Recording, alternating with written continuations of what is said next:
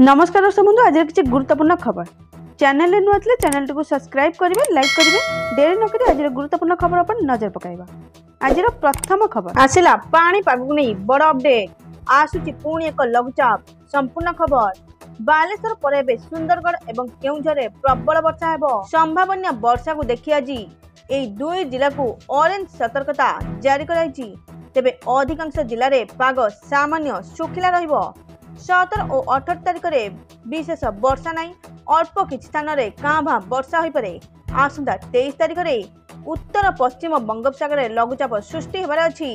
सया जलवायु और परिवेश केंद्र निर्देशक कहते कि गत 24 घंटे बालेश्वर सर्वाधिक 103 मिलीमीटर वर्षा होता। सूचना मुताबक बारिपदार 79, दारिंगबाड़ी 41, ढेंकानाल 27 और केउझर 26 मिलीमीटर वर्षा रेकर्ड होईची।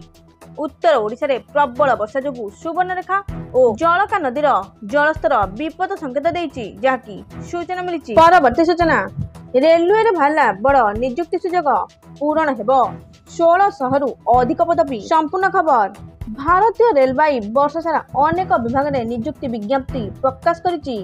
अनेक युवक भारतीय रेलवे रे चाकरी करिया नै स्वप्न देखुचंती। जदि आपण मध्य रेलवे चाकरी करिया पई आग्रही तबे आपनक पई एही खबर निहाती आवश्यक। एनै रेल नियुक्ति सेल आरआरसी विज्ञप्ति प्रकाश करची। जदि आपण आवेदन पई आग्रही तबे जानिबा निहाती आवश्यक। एही नियुक्ति माध्यम रे रेलवे रे विभिन्न ब्रांच रे विभिन्न पदवी बाहरची। एनै ऑनलाइन माध्यम रे आवेदन करबाक पड़िबो। एही नियुक्ति माध्यम रे उभय पुरुष और महिला आवेदन करि परिबे। एने 1600 रु अधिक पदवी प्रकाश पाई। विशेषकर 10वीं पास करथिया पिला एहार सुजोग नै परिबे। योग्य और आग्रही प्रार्थी माने आरआरसी रो ऑफिशियल वेबसाइट को जाई आवेदन करि परिबे। जाकी आवेदन करिवार आरंभ 16 सेप्टेम्बर 2024 और ऑनलाइन आवेदन रो शेष तारीख 15 अक्टोबर 2024 जहाँकि सूचना मिली। परवर्ती सूचना सुभद्रा योजना को नहीं आसला बड़ अपडेट। जीए टंका पाई नाती से माने केबे पाइबे। संपूर्ण खबर सबु प्रतीक्षार अंत घटी आरंभ है ओडिशा सरकार जुगांतकारी योजना सुभद्रा। ओडिशार लक्ष लक्ष महिला अकाउंट को गला सुभद्रा टंका। प्रधानमंत्री नरेंद्र मोदी जन्मदिन रे से निजे एही चर्चित योजनार शुभारंभ करचंती। सूचना मुताबक 25 लक्ष 11 जन हिताधिकारी अकाउंट को टंका जाइची। आउ जो मानक अकाउंट को जाई नहीं से माने भी पाइबे टंका।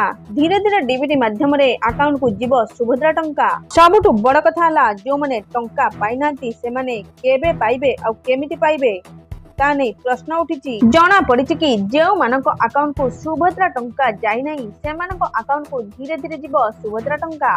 आज नगले भी धीरे धीरे समस्त अकाउंट को जीव टंका। उप मुख्यमंत्री प्रभाती परिडा कहिसेंती राज्यर समस्त योग्य हिताधिकारी सुभद्रा टंका पाइबे। केही जणे भी सुभद्रा वंचित हेबे नहीं जहाँकि सूचना मिली।